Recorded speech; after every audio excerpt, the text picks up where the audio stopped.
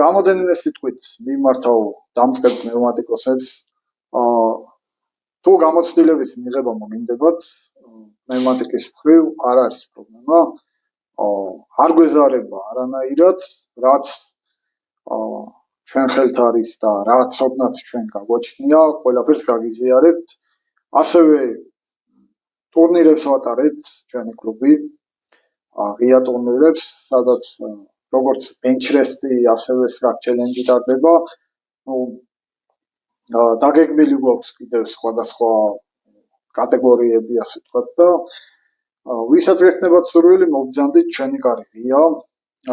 ყველა ჯანსაღი მეიარაღისთვის, ჯანსაღი მსროლელისთვის, სპორტსმენისთვის.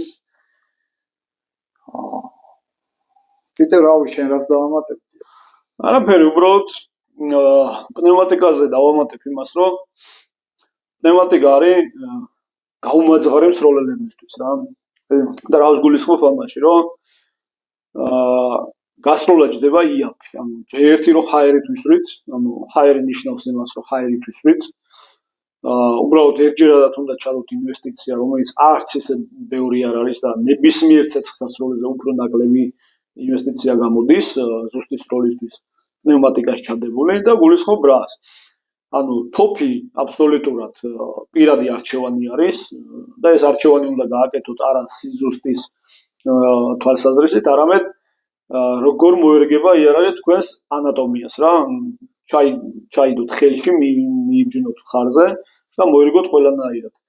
რომელი იარაღსაც თქვენი ორგანიზმი მიიღებს ყველაზე კარგად, ის არის თქვენთვის სასრული პნევმატური თოფი.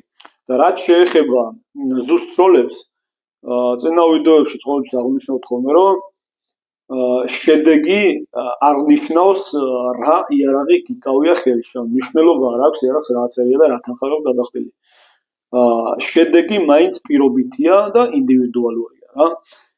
შეიძლება უმაღლესი ხარისხის თოფიდან გქონდეთ ძალიან მაგარი შედეგები, ან პირიქით შეიძლება საერთოდ არ გქონდეთ შედეგები. პირველად შედეგებზე გულისხმობ, სანამ თოფს თქვენს ჭკუაზე გამართავთ რა.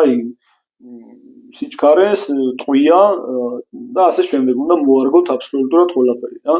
და ასევე შეიძლება აიღოთ ნებისმიერი ბიუჯეტური პნევმატური თოფი და იგივე შედეგი გაიმეოროს, რასაც აკეთებს პრემიუმ ხარისხის თოფები რა.